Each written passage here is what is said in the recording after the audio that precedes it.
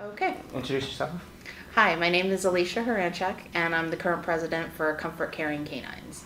And what does that job entail? Like, what do you do as the president? Sure, as the president, it's my responsibility to not only help keep the organization running, but to help aid in building membership and bringing awareness not only to pet therapy, but the fact that Comfort Caring Canines is a local organization available to people in the area.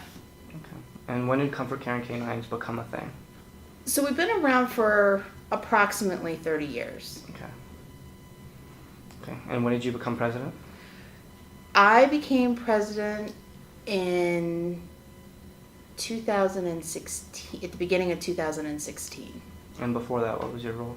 So before that, I was a member within the organization actively making pet therapy related visits, and then I joined their evaluation team and moved on to being on the board, and then moved on to being president. Okay. So, what do you think the values are of the company that, or the organization that you bring to the customers or the patients? So the value of Comfort Caring Canines is probably has a multiple focus on it, in that we help facilities in connecting them with volunteers who have an interest in their patient universe. Our visits are free of charge, and all of our dogs are temperament and obedience tested prior to ever being certified.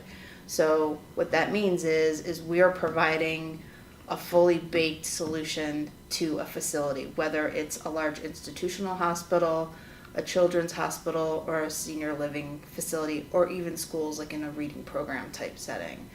For our membership, we run 100% on volunteer power.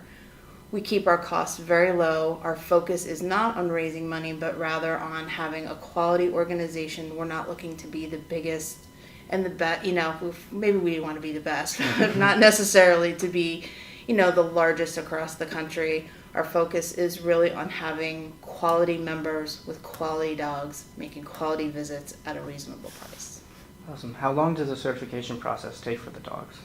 So it's actually pretty individualized. It depends on the dog and the handler and how much time they can put into the training that's necessary in order to satisfy that requirement for us. So one of the requirements is first that the dog needs to be at least a year old. So that's the first hurdle.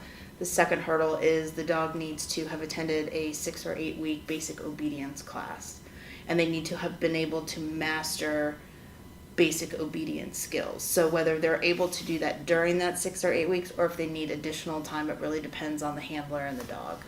All right. How many volunteers would you say new volunteers come to you in a given year?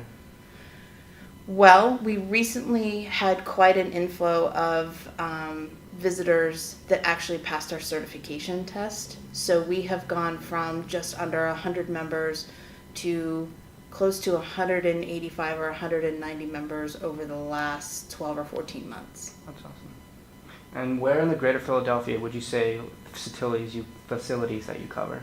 Sure. So our organization is primarily focused on Philadelphia and the 5 surrounding counties. Mm-hmm. We do have members in New Jersey and Delaware.